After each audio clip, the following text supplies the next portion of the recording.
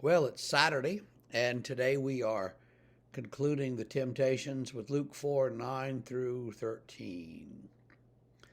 And he took Jesus to Jerusalem and set him on the pinnacle of the temple and said to him, "If you're the Son of God, throw yourself down from here. For it is written, He will command His angels concerning you to guard you, and on their hands they will bear you up, lest you strike your foot against a stone." And Jesus answered him, "It is said, You shall not put the Lord your God to the test."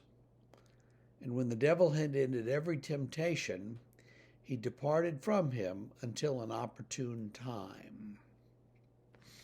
The first thing we see here is that the devil tries to tempt Jesus by quoting scripture to Jesus, and Jesus will have none of it. He's been quoting scripture at the devil for 2 temptations now, and the devil says, "Well, I can do that." Doesn't matter because he's wrong. What the tempter is trying to do here is tempt Jesus with temptation of presumption. Oh, you can do this because God will rescue you. Don't worry about it. God will be good to you. God will forgive you. God will take care of it. Don't worry about anything. Do what you want. You ever hear that kind of talk from people? Sometimes you do.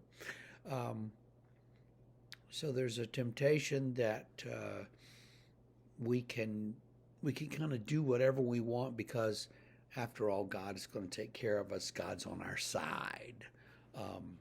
And that's not necessarily the case, of course. It's not necessarily true that God is going to just take care of us. As Jesus rightly says, you should not tempt the Lord your God. Don't put God to the test. Don't throw these things at God, because God doesn't have to prove himself to you or anybody else, and he might not. So that's something we see in the temptation stories too. In all 3 of these, the tempter's sort of pointing at Jesus and saying, "Why don't you take care of you? Take care of yourself. Put yourself first. Do you, and let everybody else, so who cares what happens to them?" Now, I know you've heard that kind of talk. That's very modern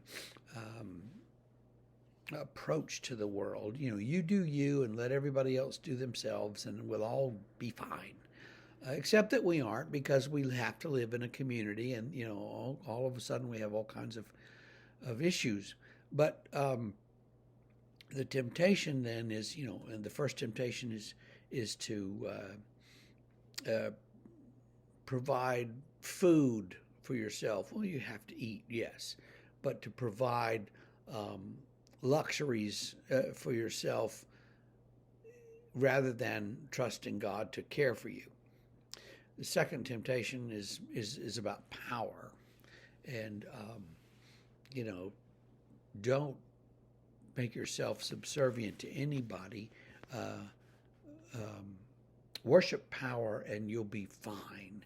And the third one here is presumption, the presumptuousness that God is going to take care of you, so do whatever you want.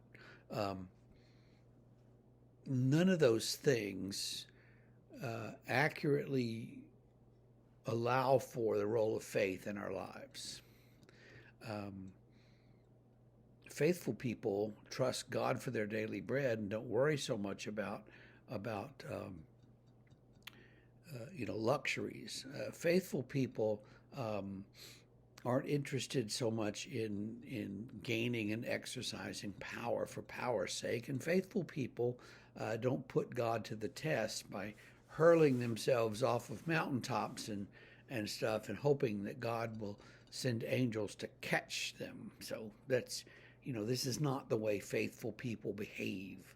And I don't think you behave that way, but these are the 3 temptations that Jesus has to undergo, according to Luke, and they're also in Matthew, and all the Gospels have these stories about the temptations. And so what we see is that Jesus cannot be swayed from his mission his mission is to come and to um, proclaim the good news of God's grace to all of us, and it is grace. It's not something that we do or that we get in a transactional way as a return for something we, you know, something some action of ours. We don't get power because we worship Satan. We don't get to eat because we have some magical power and turn things into bread. Um, we get all these things as grace, as gifts from God. So focus on God and His gifts today, and we will again. We'll see you Monday.